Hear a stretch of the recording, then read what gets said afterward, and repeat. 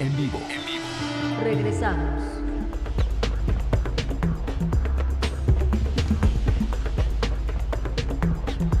Bueno, hemos hablado esta mañana sobre el tema migratorio por las declaraciones del presidente de los Estados Unidos y por lo que puede venir en esta circunstancia de COVID-19. Y bueno, pues el presidente estadounidense tomando este contexto de cosas pues para tomar decisiones relacionadas con los migrantes y los solicitantes de asilo en los Estados Unidos. Hemos buscado al doctor Tonatiuh Guillén. Tonatiuh, como sabe usted, fue comisionado del Instituto Nacional de Migración en México. Es un profesor del programa de estudios del desarrollo de la UNAM y bueno, una figura fundamental en este tema para nuestro país. Así que te agradezco mucho, Tonatiuh, que estés aquí para hablar del tema. Buenos días y bienvenido. Muchas gracias, Carmen. Buenos días y me da mucho gusto saludarte. Igualmente, como siempre, Tonatiuh. Bueno, pues estamos en este contexto tan delicado en donde pues el presidente Trump pone a la mesa el tema migratorio. ¿Qué dices de lo que está pasando? Pues habría que hacerle un reconocimiento a Trump por el lado de su consistencia brutal con su posición antimigrante.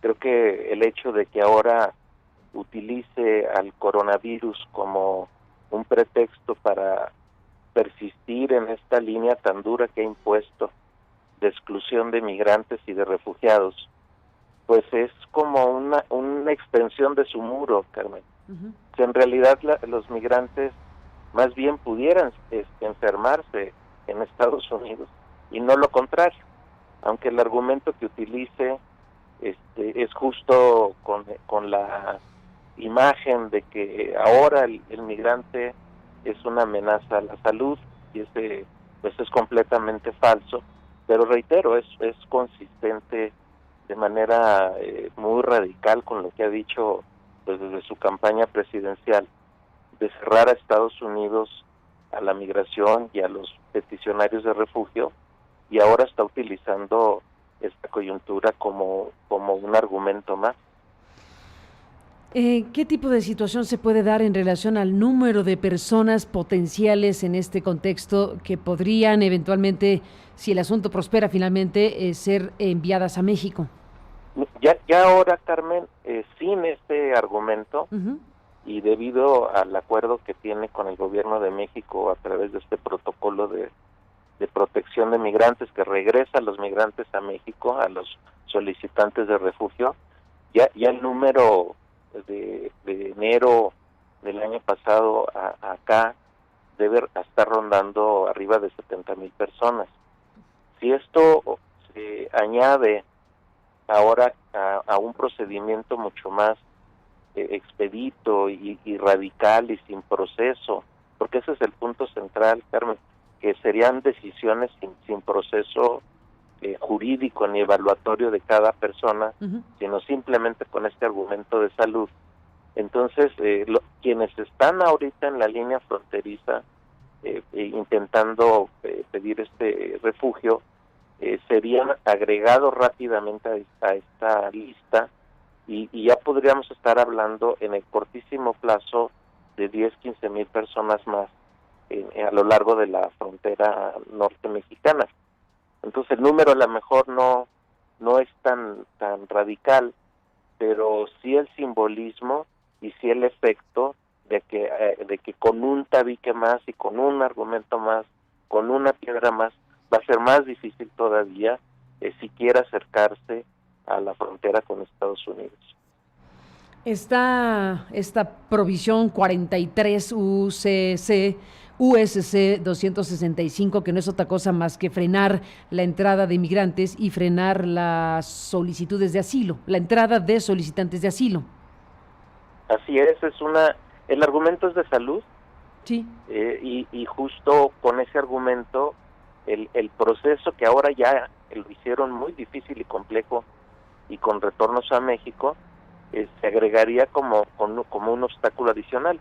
Esto es, ya ni siquiera pudieras acercarte a hacer tu petición. Entonces hay filas en las ciudades fronterizas.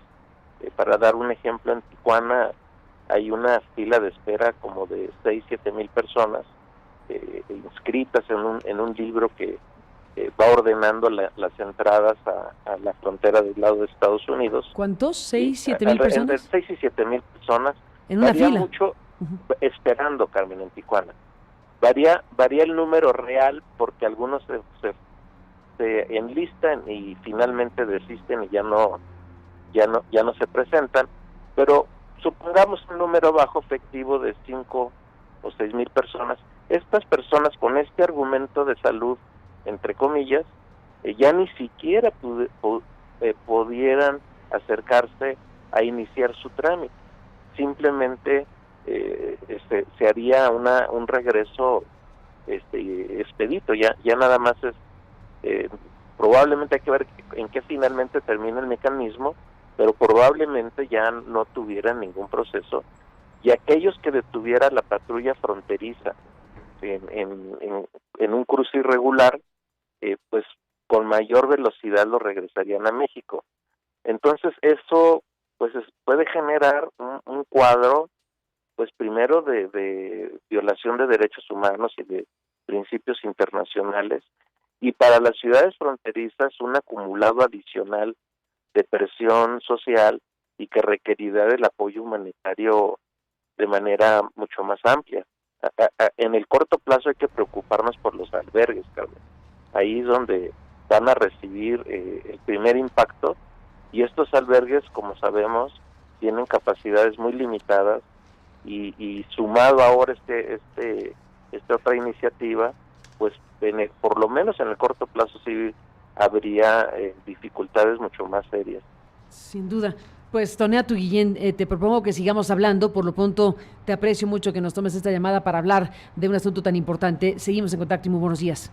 Con gran gusto, Carmen, buen día. Igualmente, gracias a Toneatu Guillén, muy importante especialista y profesor del Programa de Estudios de Desarrollo de la UNAM, excomisionado del Instituto Nacional de Migración, con este tema, bueno, pues que está ahí ahora también el tema migratorio con motivo de las declaraciones y las intenciones de Donald Trump sobre la materia.